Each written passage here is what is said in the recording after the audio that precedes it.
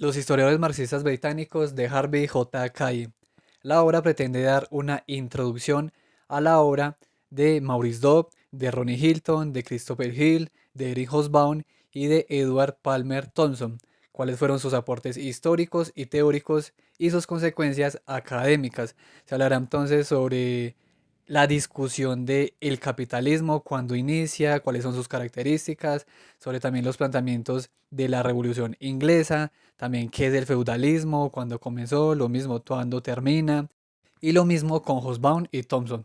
De los dos ya tengo resúmenes de algunos de sus libros, por lo menos el de la clase obrera de Thompson y sobre la Revolución Industrial y Francesa de Eric Hobsbawm. Dejaré el enlace entonces al final del video y comencemos de una vez.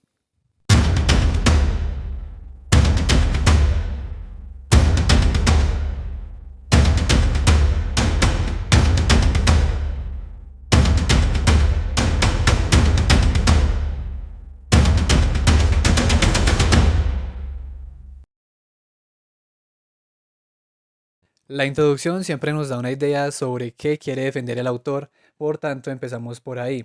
El autor entonces en este caso no estudia a todos los integrantes del grupo, pero sí los más destacados.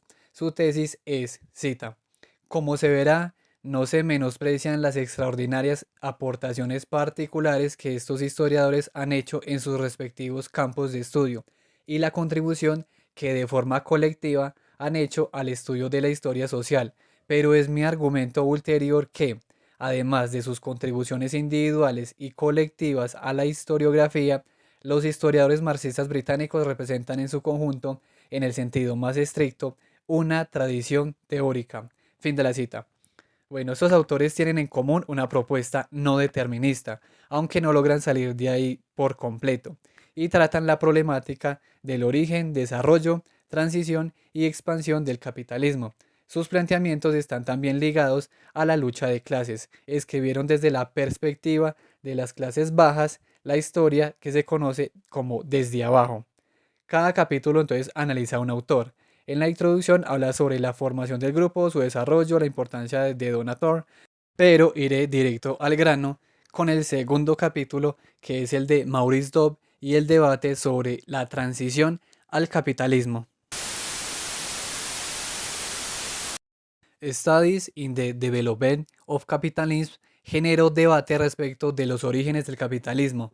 El tema ha generado distintos planteamientos desde Adam Smith, Saint-Simon, Marx, pasando por Weber y Durkheim.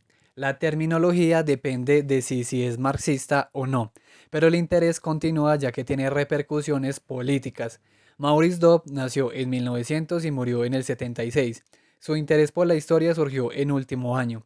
Su interés se fue más hacia la economía, por lo que la historia económica fusionó los dos intereses. Militó en distintos grupos socialistas, fue profesor en Cambridge, se interesó y escribió sobre la economía de Rusia. Para él, las ideas y los actos eran muy importantes para la historia. En el primer capítulo de Estudios presenta tres definiciones de capitalismo. Primero, Werner Sombart y Max Weber. Para el primero, la base del sistema es el espíritu de empresa, de aventura. Weber, por su parte, piensa que el capitalismo no tiene nada que ver con el interés por generar la mayor cantidad de dinero, pues eso ha pasado en otras épocas. El capitalismo es una regulación racional de dicho impulso y su origen llega con la reforma de Lutero. La segunda definición toma a Henry Pirenne, de Escuela de Anales, sitúa el origen en el siglo XII, ligado con el comercio externo. Pirenne está en contra de la tesis que sitúa el origen del capitalismo con el protestantismo. Y la tercera definición es la de Marx. Hay capitalismo donde hay personas que venden su fuerza de trabajo y otras que tienen el capital. Para Dobb, la tercera es la más acertada, porque las dos primeras no permiten delimitar. Cualquier sociedad bajo esos términos ha sido capitalista en distintos grados. Tanto las relaciones salariales como las formas de relacionarse son parte del capitalismo para él. Se influencian mutuamente. Dobb sigue a Marx. El origen es el siglo XVI, cuando los asalariados están sometidos a los capitalistas. El comercio a gran escala y los mercaderes no constituyen el capitalismo. En los Países Bajos, Italia, también ocurrió esto antes, pero era minoritario. el precapitalismo dominaba. En Inglaterra hay dos momentos clave. Uno del siglo XVI, donde una nueva clase desplaza a la antigua dominante, y el segundo es la Revolución Industrial. Para él, el capitalismo no desintegra el feudalismo, sino que es la ineficacia productiva del feudalismo, junto con la necesidad de mayores ingresos de la clase dirigente, lo que fractura el feudalismo. Los mercaderes del feudalismo contribuyeron al declive del sistema, pero no representan una revolución. La revolución viene de productores que acumularon capital, comerciaron y luego organizaron su producción de una forma capitalista. Fueron comprando cada vez más tierra y con ello incorporaron asalariados. Y las manufacturas, algunos artesanos hicieron la actividad en sus casas, evadiendo así las restricciones de los gremios. Por ejemplo, en el video que ya hice sobre la revolución industrial, se puede ver precisamente algo parecido a lo que plantea Adobe. Es decir, los que invirtieron en estas nuevas industrias no fueron los antiguos terratenientes, sino comerciantes nuevos. También ya hablé en un video sobre el libro de Legoff que habla sobre la Edad Media y el dinero, por lo que también les puede interesar. Bueno, siguiendo con el libro, Paul Swayze criticó a Dobb. Primero, la servidumbre no era igual al feudalismo. Con ello hay una definición errada del feudalismo, además de que no lo incluyó como un modo de producción enfocado al mercado local. Apoyado en Henry Pirenne, dice que el comercio se fue desarrollando de manera paralela, generando cambios en el feudalismo. Y tercero, desde las revueltas del siglo XIV, el feudalismo desapareció debido a la servidumbre. Creo que no hay necesidad de hablar sobre la respuesta de Dobb. Quizá en breves palabras, para él el capitalismo no son simples relaciones de intercambio. El feudalismo no deja de serlo solo por comercio exterior, sino por situaciones internas, y que el feudalismo, claro, seguía dominando la forma de relacionarse. Pero ¿ustedes qué piensan? Para mí el capitalismo sí nace más tirando siglo XII y siglo XIII, porque es ahí cuando se empieza a fracturar el sistema anterior, se introduce también mucho lo que es la moneda, se empieza a comerciar, y aunque esto no era mayoritario, sino hasta el siglo XVI, pues igual es como la fractura, o sea, el inicio del capitalismo no tiene por qué ser algo preponderante para mí, sino que simplemente es el inicio de ese nuevo sistema. Además, si nos vamos hasta, por ejemplo, el día de hoy, a pesar que hay capitalismo, también hay otros tipos de sistemas. Todavía hay trueque, todavía hay comunidades indígenas que viven de una manera diferente. Entonces, a pesar de que el capitalismo está preponderando hoy, pues también hay otros sistemas. Entonces, en el feudalismo, a pesar de que había pues un dominio, obviamente, no capitalista, pues me parece que la fractura y además también hay algo muy importante que lo habla Legoff. Aunque Legoff también comparte la tesis de que es del siglo XVI el nacimiento del capitalismo. Pero por ejemplo, Legoff habla en una parte sobre cómo el dinero fue cambiando la mentalidad de las personas.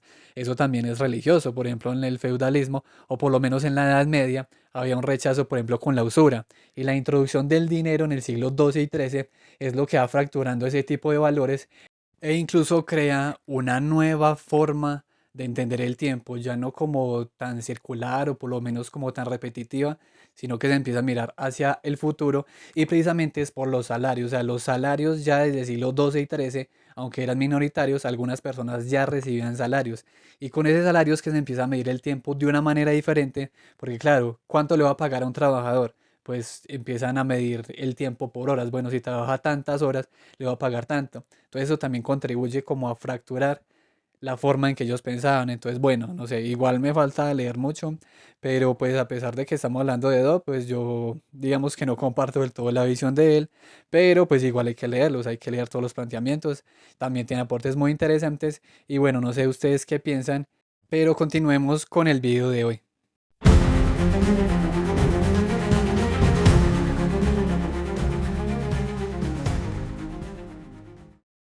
La divergencia es el inicio de dos visiones marxistas, una económica centrada en el intercambio y otra política económica donde las relaciones de producción son el eje. En los 50, Ronnie Hilton apoyó a Dobb y agregó que la sociedad capitalista no ha sido la única en buscar mayores ganancias, teniendo en cuenta que en el feudalismo se buscaba mantener la posición de poder. Generar más excedente era una forma de evitar ser sometido por alguien con más poder y hacer frente a sus inferiores. Christopher Hill agrega que no habían clases en el poder, solo había una, los hacendados. Esto se tradujo luego en el absolutismo monárquico y Erich Hobsbawm dijo que, aunque una clase comerciante se había desarrollado, en el caso italiano la estructura feudal podía evitar que se desarrollara el capitalismo. El debate llegó a América. Andrew Gunder Frank planteó que América siempre ha sido capitalista. Hay regiones atrasadas debido a que la explotación europea las llevó allí. Ernesto Laclau criticó su visión por estar ligada solo a la relación con el mercado, relación que empezó con la conquista, pero para ello debía ser el mundo ya capitalista. Una cosa es un modo de producción y otra un sistema económico. El autor plantea que el modo de producción de América dependió de las personas que llegaron y estas eran feudales.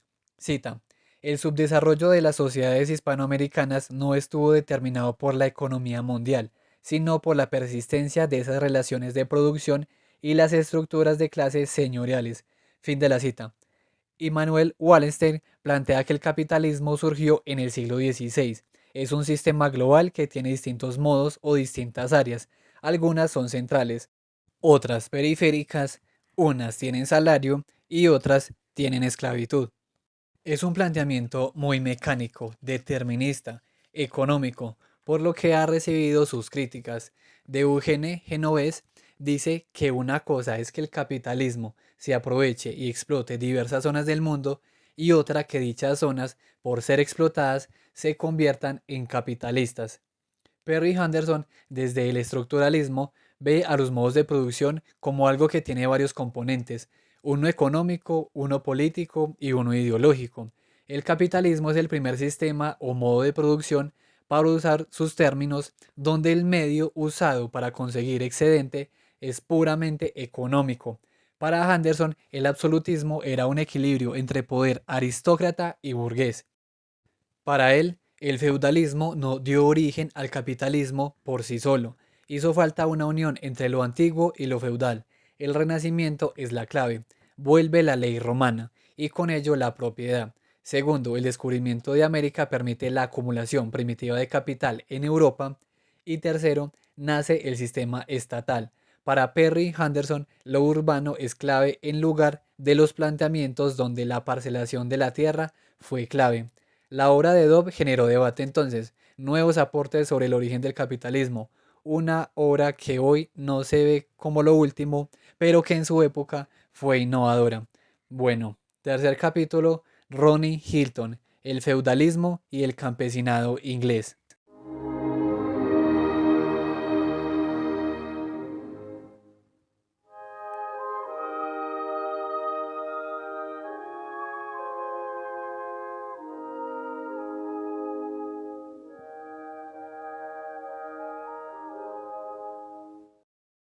El feudalismo también ha generado debate. Para Dobb es un modo de producción que involucra una relación social. Para Swessey es un sistema de producción para el uso y el capitalismo para el cambio. Para Georges Lefebvre, feudal tiene que ver con la relación entre señor y vasallos y no con la distribución de los feudos. Ronnie Hilton ha escrito entonces sobre el tema. Ronnie Hilton nació en 1916 en Inglaterra. Sus padres eran militantes socialistas. Estudió en Oxford, se especializó en historia medieval, militó como sus padres y fue catedrático hasta su jubilación. El debate ha permitido entender el feudalismo mejor, desde planteamientos que dicen que funcionó en un tiempo corto, que la estratificación no tiene relación con la producción de bienes, sino con el respeto y honor que se tiene dentro de la sociedad, hasta cuestionar las jerarquías, señor, clérigo y campesino, ya que es una interpretación que la sociedad hacía de sí misma. Bloch hace un análisis estructural del feudalismo, con ello omite algunos aspectos, pero Hilton está de acuerdo en algo. Las revueltas campesinas estaban condenadas al fracaso. No está de acuerdo con el análisis de M. Postan de la población, ya que se centra en el campesino y la relación con su entorno, y no estudia la relación campesino-propietario. En cuanto a George Duby, su principal crítica es que no analiza al campesino como un agente activo, Con ello tampoco se adentra en la lucha del campesino por quedarse con el excedente de la producción. Es decir, se ha interpretado al campesinado medieval como personas inertes, o sea, como que vivieron 1000 años y nunca se resistieron o lucharon por sus intereses, lo cual para Hilton entonces no es cierto. Algo parecido, por ejemplo, pasa con las comunidades indígenas que se pretende pues que nunca cambien y por ejemplo Langebeck, aunque no he hecho resumen de ese libro, pero tiene uno donde plantea que esas sociedades están en permanente transformación y que tampoco pues fueron como inertes con la conquista española, sino que también pues hicieron sus cosas. Pero bueno, por ahora el de Langeves solo tengo del resumen de los muiscas y uno que hice recientemente sobre todas las comunidades indígenas, sobre cómo entenderlas, por lo menos antes de la conquista. Bueno, siguiendo con el libro. El ruso A.B. Chayanov plantea entonces que los campesinos tenían motivaciones diferentes a los capitalistas, querían seguridad y cubrir sus necesidades, no buscaban beneficios. Para él esto debería tratarse como un sistema económico, pero Hilton ve problemas en el modelo, ya que junta todas las sociedades preindustriales, divide de una manera simplista las sociedades modernas con las tradicionales y no permite analizar la relación entre campesinos y clases dominantes. Marx no se interesó por el campesinado medieval. Para él eran inertes, su interés era la burguesía. Hilton por su parte se interesa en el campesinado medieval. No son inertes, el señor busca mantener su poder y maximizar su renta.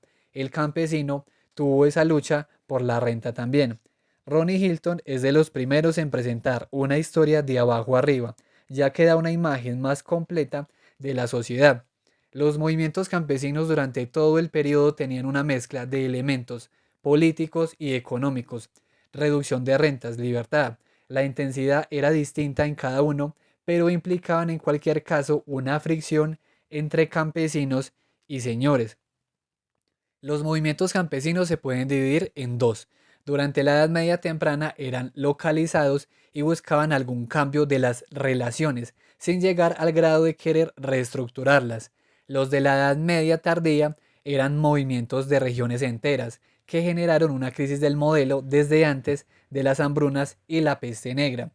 Los movimientos que tuvieron mayor alcance fueron causados por los mismos gobernantes. Los movimientos campesinos buscaron conservar su papel en la sociedad, no cuestionar la estructura, pues no conocían otro modelo.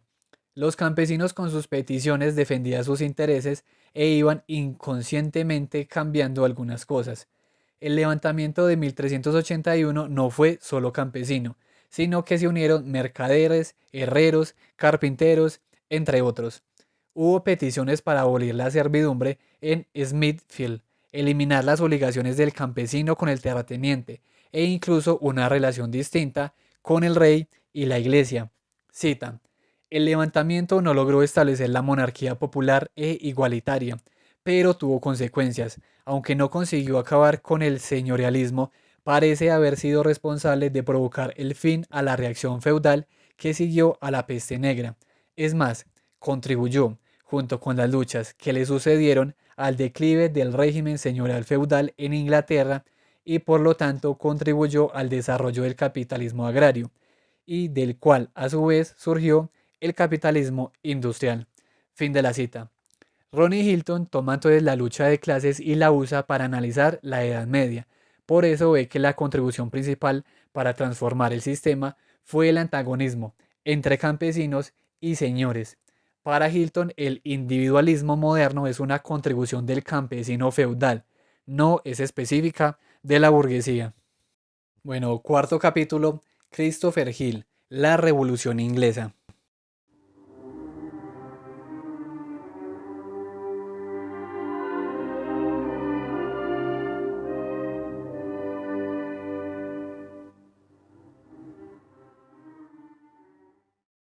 La obra de Hill es amplia, tiene dos aspectos que serán los analizados. Primero, que la Revolución Inglesa impuso el capitalismo y segundo, que fue democrática y burguesa. Estudió historia en Oxford, estuvo en la Unión Soviética y al volver se unió al Partido Comunista.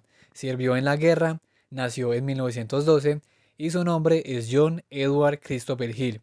Su tendencia marxista está relacionada con la crisis de los 30, Había desempleo, se desplomó el sistema en 1931 y el éxito aparente de la URSS parecía ser la respuesta. Cita: "El pasado revela al presente lo que el presente es capaz de ver, y que la cara que es inexpresiva para una época está repleta de significado para otra". Fin de la cita. Esto es de Togney. Antes de Hilton, la revolución se presentaba como un conflicto religioso, político o constitucional. Para Hilton fue un movimiento social, donde el poder estatal fue derrocado por una clase nueva, que logró ganar adeptos y como consecuencia el capitalismo se pudo desarrollar libremente. El planteamiento se integró a la escuela a pesar de la oposición de algunos. Con escritos posteriores se entiende que Hill no defiende una revolución intencionada ni unicausal, pero ocurrió, y si bien no es la causa del capitalismo, le abre el camino para que se desarrolle. Para él, la revolución fue un choque entre la aristocracia defendiendo el feudalismo y la burguesía en pro del capitalismo y sus intereses. Con el tiempo agregó que no es un triunfo del capitalismo frente al feudalismo, sino que marcó la dirección que siguió el capitalismo británico.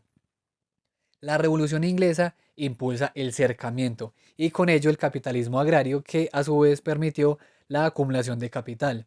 En otro libro incluye el papel de la religión, tanto razones no teológicas como teológicas. La disciplina de los puritanos los preparó para el trabajo intenso. No va en la misma línea de Weber en cuanto a la relación entre protestantismo y capitalismo, sino que más bien en una sociedad donde la propiedad va en desarrollo, donde hay valores nuevos, una religión que busca examinar las acciones por sí mismas en lugar de un padre. Una religión del esfuerzo propio y rasgos más individualistas potenció el capitalismo. Bueno, quizá un día haga un resumen sobre la obra de Weber, sobre el espíritu del capitalismo, que es más o menos el planteamiento que se estaba mencionando aquí, con la cual pues Hill no está de acuerdo y de hecho hay varios autores que no están de acuerdo con Weber. Bueno, continuando entonces con el libro, la tesis de su primer escrito fue cambiando. La revolución tuvo diferentes actores, siguió siendo burguesa en el sentido de que favoreció sus intereses. La revolución de 1640 no pudo lograr las aspiraciones democráticas que en cierto momento aparecieron. La revolución pudo haber beneficiado al pueblo. Dedica un libro para estudiar los Lebellers, los Diggers, los Rantes y otros grupos que, de haber triunfado el resultado de la revolución, podría haber sido más representativo y sin protestantismo. Los estudios de Hill mostraron que mientras hay una lucha dominante, debajo hay otros elementos que igualmente están presentes buscando una sociedad diferente, que aunque hay una aparente homogeneidad, hay niveles sociales haciendo otra cosa.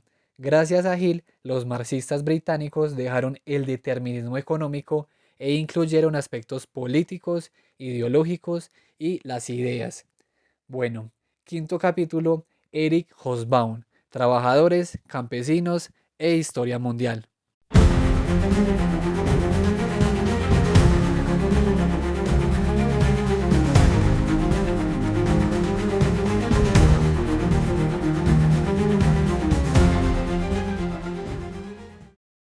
A diferencia de los autores anteriores, Hobsbawm ha trabajado una variedad de temas y tocó diversos siglos. Sus aportes están relacionados con la clase obrera, los campesinos y la historia mundial. Hobsbawm nació en Alejandría en 1917. Su padre era inglés. Vivió en Viena, Berlín y luego en Inglaterra. Estudió historia, perteneció al Partido Comunista y murió hace poco en 2012. El estudio de la clase obrera británica nace con Beatrice y Sidney Webb. Aunque su historia era muy política y centrada en los líderes de los sindicatos, fue pionera en incluir la historia obrera como algo político. John y Barbara Hammond escribieron una trilogía que habló sobre los impactos negativos de la revolución industrial, sobre los esfuerzos obreros por combatir el capitalismo industrial. Hobsbawm y Thompson continuaron con esa visión negativa, profundizaron en ella, aportando nuevos elementos. En The Machine Breakers de 1952, Hobsbawm rechaza la visión que defiende que los obreros no sabían lo que hacían, defiende que la destrucción de máquinas servía como presión a los patrones y no tanto un rechazo a la mecanización. La destrucción de máquinas no era algo tan generalizado como se llegó a plantear. No iba en contra de todas las máquinas, sino que obedecía a particularidades donde la introducción de nueva maquinaria aumentaba el desempleo y afectaba los salarios y por ende el nivel de vida. La destrucción de maquinaria también tuvo el apoyo de otros sectores como tenderos o pequeños empresarios que no estaban de acuerdo con esa gran expansión. Y por último planteó que si bien la destrucción de máquinas no evitó el desarrollo de la industrialización, tampoco fue una acción inútil. También analizó un sector de los obreros que estaba por encima de los demás. Según Lenin, había una aristocracia obrera que fue sobornada por los capitalistas y permitieron la estabilidad en el periodo victoriano. Hobsbawm analizó los salarios y encontró que entre 1840 y el 90 fueron muy importantes. John Foster coincide con Hobsbawm y Lenin en que eran conservadores que impidieron que la conciencia sindicalista se desarrollara mejor, pero no ve la diferencia en los salarios, sino en la autoridad que tenían dentro de la producción. Robert Gray lo analizó desde la hegemonía gramsciana y planteó que si bien esa aristocracia obrera aceptó el sistema, no lo hizo sin una negociación constante y por lo tanto defendió también los obreros y contribuyó al orgullo de clase.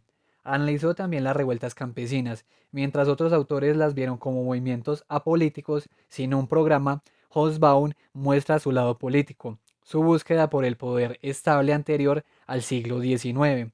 Las rebeliones primitivas llevan a la pregunta: ¿hay conflictos de clase si no hay conciencia de clase?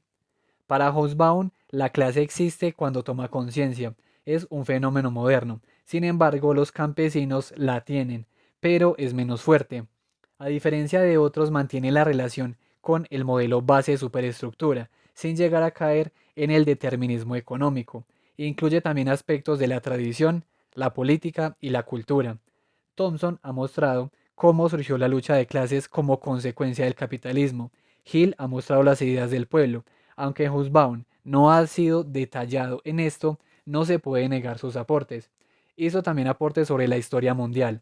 Para ello divide el mundo moderno en tres: la era de la Revolución de 1789 al 48, del cual ya hice resumen; la era del capital del 48 al 75 y la era del imperio del 75 a 1914.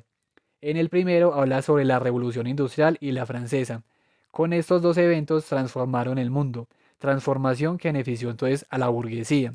En el segundo habla sobre el triunfo del capitalismo a nivel global y su avance y las ideas que lo legitimaron: razón, ciencia, progreso y liberalismo.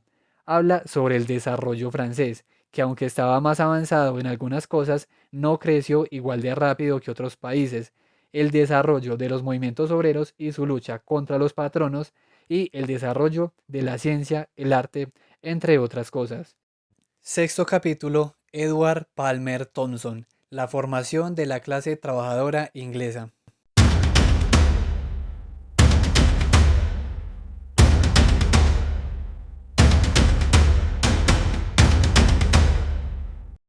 Thompson nació en 1924, su padre era Edward John, fue maestro misionero en la India y al igual que su esposa era crítico con el imperialismo británico.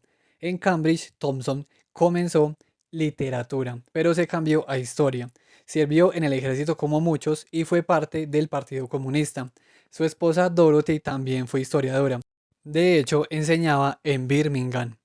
En los 50 abandonó el partido, así como Hilton y Hill lo hicieron en determinado momento. Rechazó el marxismo-leninismo, se identificó como comunista libertario y murió en 1993.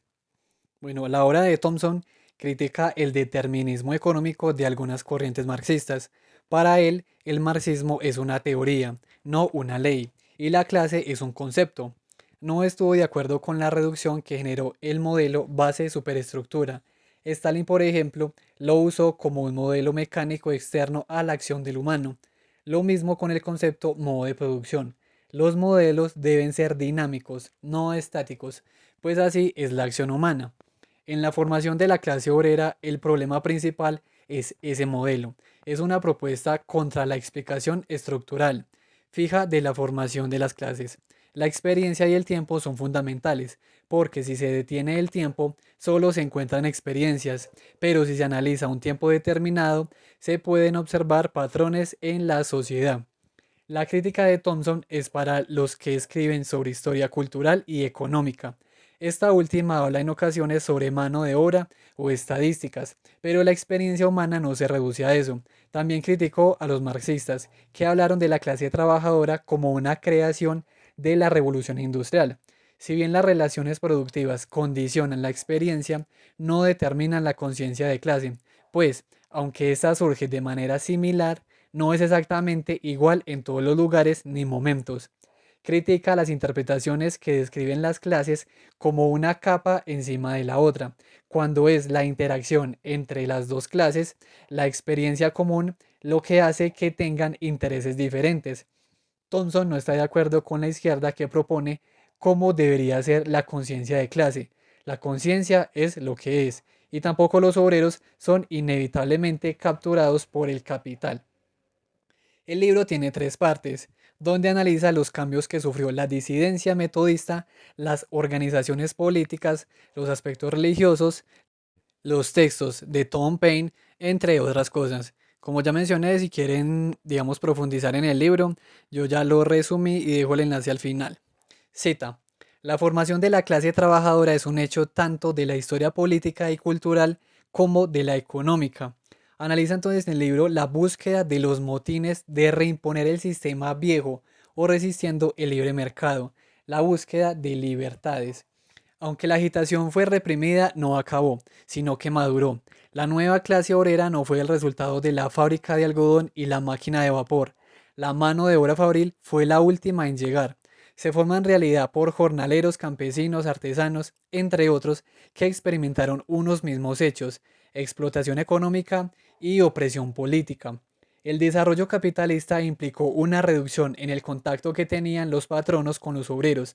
Ahora solo hubo un lazo económico que le permitió comprender la falta de libertad que tenía el obrero, ya que cuando se oponía a la explotación era reprimido por el patrono y por el Estado. Esa experiencia los unifica años antes de que las fábricas lo hagan. De hecho, en el libro él demuestra cómo hasta 1830 la mayoría no eran personas trabajando en fábricas, sino los de siempre, pues artesanos y bueno, que ya tenían pues varias décadas. Algunas críticas se refieren al hecho de que se centró mucho en lo político y lo cultural, ignorando un poco lo económico. Thompson sigue la línea de los Hammonds ya mencionados anteriormente y de Hobsbawm y cuestiona la calidad de vida que algunos, al tener en cuenta solo los salarios, ven que los mineros ganaban más entre 1790 y 1840. Lo que no tuvieron en cuenta es que las horas aumentaron al igual que la intensidad del trabajo. Luego Thompson escribió sobre el siglo XVIII. Perry Anderson en los 60 planteó que la crisis inglesa tenía una raíz en el siglo XVII, donde la Revolución Inglesa transformó la estructura económica, pero no la social, ni la superestructura. Con ello, la aristocracia feudal se fusionó con la industrial. Thompson respondió que Anderson planteó una revolución ideal, que el origen de la burguesía agraria fue anterior a la revolución, que ignoró la herencia de protestantes e hizo una serie de preguntas. La respuesta tuvo elementos personales. Thompson fue uno de los fundadores de New Left Review. Tiempo después invitaron a Anderson a dirigir y la reorganización desplazó a Thompson. Un escrito posterior analizó los motines de subsistencia. Eran una acción organizada que buscaba la permanencia de la economía moral frente a la nueva economía. En un escrito posterior analiza la sociedad del siglo XVIII. Habla de patricios, de pueblo llano, pero no de clase. La clase sí está determinada por las relaciones productivas, pero la clase se conforma a partir de las vivencias, de las relaciones sociales que generan antagonismos y conflictos que no siempre generan conciencia de clase. Es decir, en contra de la visión estructuralista, la clase no existe per se. De hecho, la lucha de clases es anterior a la clase, ya que la experiencia y la explotación generan conflictos aunque no haya conciencia de clase. Los estudios del siglo XVIII lo llevaron a una propuesta distinta del modelo base-superestructura, donde la base es la economía y la superestructura la conciencia social. Tomando una cita de los Grundrisse de Marx, reconceptualiza el modo de producción y plantea que la clase no es solo una formación económica, sino que también es cultural, y ninguna es más importante que la otra. La determinación puede tener estos dos elementos que cambian con la experiencia de las personas, experiencia que ordena la forma y la conciencia de clase. Cita. En otras palabras, la experiencia es mediadora entre el ser social y la conciencia social, no como mera dialéctica o punto de interacción, sino como experiencia de las presiones, límites y posibilidades del ser social sobre la conciencia social. Fin de la cita. El ser influye en la conciencia, no por una relación base-superestructura, sino por tres elementos. Primero, congruencias, reglas que aunque las personas se resisten, terminan aceptando en cierta medida, pues la rebelión constante afecta la posibilidad de sobrevivir. Segundo, contradicción, que es la oposición entre sectores sociales. Y tercero, cambio involuntario, que son los cambios tecnológicos, demográficos, cosechas, etcétera, que modifican el modo de producción y con ello el equilibrio en las relaciones productivas.